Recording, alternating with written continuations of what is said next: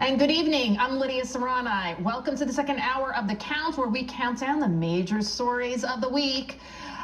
Let's go to story number 5 in our countdown. Lost leaders. Washington, D.C., Capitol Hill. They used to be an impressive display of brilliance, class, and inspiration, the cream of the crop, so to speak. But lately, it's looking a bit casual. Many are now worried about, look at this, we have Diane Feinstein. She doesn't seem to be doing well, but you know, Chuck Schumer there shaking her hands, and then we got to show the video of John Fetterman. He's going to work, but he looks like he's going to the gym instead. There he is, John Fetterman there. Wow, it's just really sad how far we have fallen. Joining me now is New York Times bestselling author and host of the Michael Savage podcast. This is going to be a great interview, as always, with Michael Savage. What do you think about Senator Diane Feinstein? She doesn't even seem to remember. This is really creepy and scary that she nearly took 3 months off from work. I want to remind our viewers what she said. Take a listen. How have they felt about you? No, I haven't been gone. Okay. You should follow. I haven't been gone. I've been working. You've been working from home, is what you're saying? No, I've been here. I've been voting. Please, either no or don't. So the reporter's trying to give her an out. He's like, oh, you were working from home. She's like, no, I've been here. It looks like that shingles really gave her some more brain damage than we thought. And you know what else is scary, Michael Savage? I saw some video where she's in the wheelchair and next to her is Nancy Pelosi's eldest daughter. What's going on here? Yeah. Well, first of all, thanks for having me. Not my usual sartorial splendor on NewsMax TV. I'm adopting the Fetterman look. Because this is the new look for the Senate. It should be the new look for television. And of course, Fetterman next will show up in a hospital gown. And then the Democrats will say, that's just fine. You should have sympathy for him. Now, I must tell you, I'm not wearing shorts as he was, but I am wearing a sweatshirt to remind people that we're being led by a party of the 3 blind mice. We have Biden. He's not all there. We have Feinstein. She's not all there. We have Fetterman, a U.S. Senator. He's not all there. A party of the blind, for the blind, and by the blind. Metaphorically speaking, of course. I'm not attacking the truly blind. I had a disabled brother in my family who I took care of with my family. I have great sympathy for the truly disabled. There's no excuse for a party to keep people this sick in power this long other than to hold on to power. So that's step number 1. Number 2, you take a look at them and their policies, they may as well be living on the moon compared to what's going on this planet. You'd have to agree with that. But Feinstein didn't remember that she had a Chinese spy driving her for over 20 years. So how could she remember where she was working last week? She had a Chinese spy who drove her for years to and from her work, to and from her house. And when it was found out about 10 years ago, suddenly the story was disappeared by the vermin in the media. Where'd that story go? Who is Feinstein? What was her ex-husband doing with all those contracts that she was allegedly steering to him? He was a contractor. He was a military contractor. They were making a fortune. So it's a party of the blind, by the blind, for the blind. It's sad to see a country devolve so rapidly, but it's not unexpected when you have people who are this demented and this sick, holding on to power without the people demanding that they be replaced. But here's the twist and the shocker. By the time Feinstein leaves, Lidia, and she will have to leave, she's not going to be able to put on this act much longer, she will be replaced by someone far more radical than her, by Auntie Nancy, who really runs the show up there in Pacific Heights. And Feinstein will be looked back upon as a moderate. Mark my words. She'll be looked back upon as a moderate because she actually was, compared to the psychotics called progressives that are now dominating and terrorizing the party in the United States. So there's the bigger story and the shorter story. It's sad to see her go like this. I've lived in the city since I came here in 1974. She's a monster. She's always been a monster. She's a liar. She's always been a liar. And in my opinion, she's always been a crook. But, and here's the big but, she's going to be seen as a moderate when you see who they replace her with when she has to retire. And she will. She can't put on this act much longer. The woman is blind in one eye.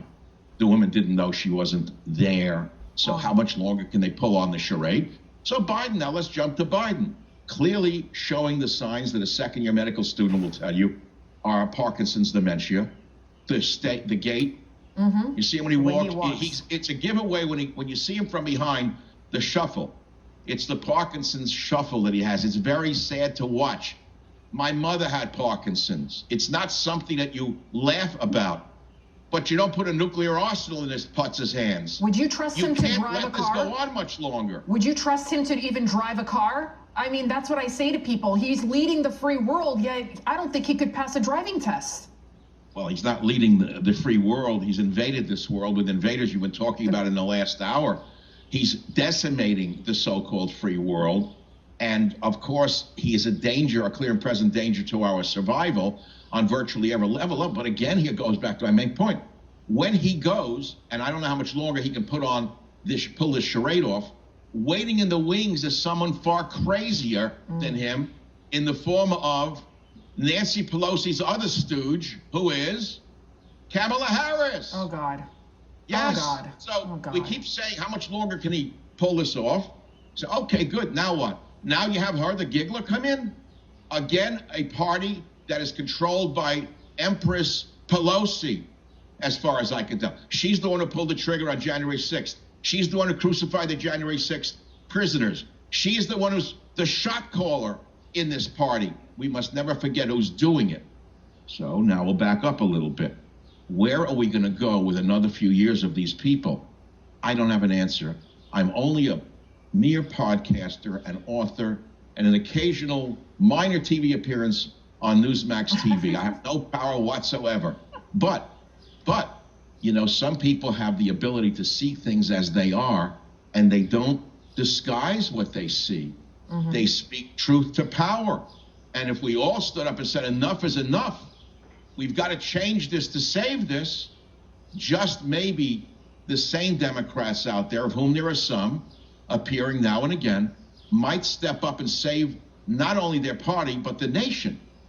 I know in the last hour, Lidia, I don't know if you want to go into it because it was my story from last night, which is the hotel story, which I broke on Schmidt's show last night, that the Roosevelt Hotel is owned by the Pakistanis. I broke that, and of course your last guest ran with it. Good for him. He's known for that.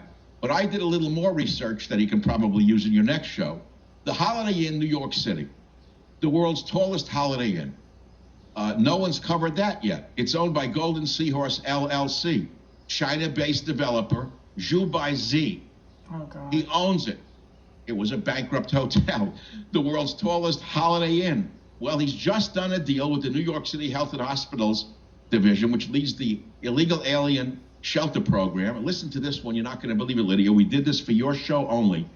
Under the terms of this agreement with this China-based company, which owns the Holiday Inn in New York, Z could reap $190 per room per day for hosting illegal immigrant families. And if the 50-story, 432-room hotel hits its peak occupancy, we found, it could add up to more than $93,000 a day at $2.8 million a month of taxpayer money to house these. You know, I have only one word for them, leeches. We keep hearing they come here to work. Tell me how they are working, living in a $200, $400 a night room. What are they going to, a job in New York? So, what job are they going to? Right. Where are the jobs? Where are the jobs that liars like Schumer told us they're doing? What jobs? Right. There are no jobs. So a Chinese-based LLC owns this hotel and made a deal with New York City where they'll be getting about $93,000 a day thanks to the illegal immigrants. $93 million a day. $93 million I'm sorry, a no, day. my mistake. Oh, thousand. I got excited. 93,000. Okay. You got it right. I got it wrong. $2.8 million a month. You got better ears than I do. Okay, so it's $93,000 a day for the world's tallest Holiday Inn, which was defaulted and bankrupt. They did a deal now with New York City under the great mayor, Sport Jacket himself. But it gets even worse. We did more research just for your show that I've not yet released. If you got another minute for this. We got 1 minute. Where is the money coming from and where is it going, Lidia? I looked into the New York City Comptroller's reports to get the information exclusively for your show today. And here it goes. City agency, DSS. Vendor, Catholic Charities Community Services. $6.7 million. That's in one city for illegal alien services. Now, people say I'm picking on Catholic charities. They have as much to do with Catholicism as my dog does. I'm Jewish. I have as much to do with it as they do. The fact is, it's not a Catholic organization. Wow. It's a wholly owned business using a nonprofit status to rake in this kind of money. Catholic charities, $6.7 million. Wait, it's more. There are others. Lutheran Social Services of New York. There's also some Jewish groups like the Hebrew Home Aid Society or Dr. whatever. Savage, they're rapping me in my ear because we have to go to a hard break. I always give too much information. I know. No, this is good. Can you email this to me? I think this was we should have put up the breaking news alert. Bing! Breaking news, breaking news. This is huge.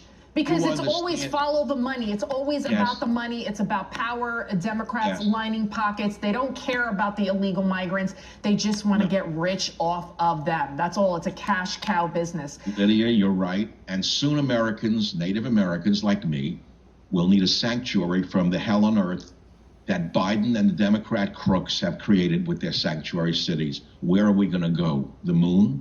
I don't know. Lidia, it's not a funny story, but I've given you some new information. I thank you for letting me have this podium. Thank you for being on with us. And you are a very brilliant man. And thank you so much for always speaking truth to power, despite your Fetterman sweatshirt. Fetterman look.